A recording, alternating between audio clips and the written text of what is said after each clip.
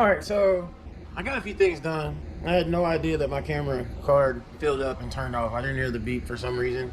I guess I was deep in thought or whatever. So I'll give you guys an update.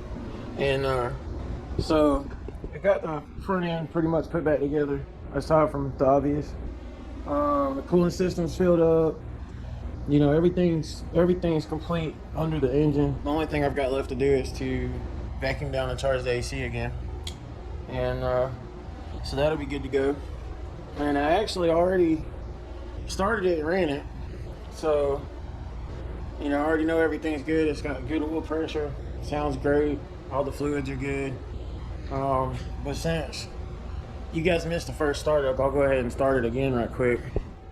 Let me just crack the door open. And, you know, like I said, I didn't realize that my camera had turned off on me, so here we go. Let's pretend like, we can pretend like it's the first start, maybe.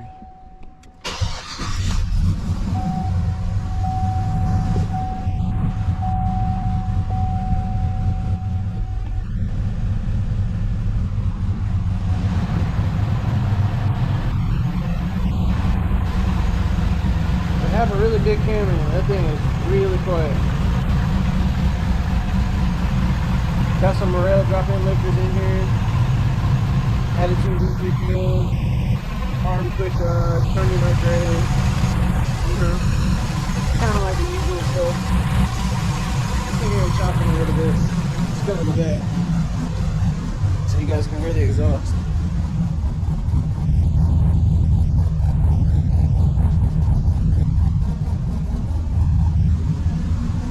So there you have it. I know I've done a few videos putting engines in Trailblazers, so I just thought instead of not filming it, maybe I could just try to give it a different perspective. So I just figured I'd show from start to finish, you know, what it takes.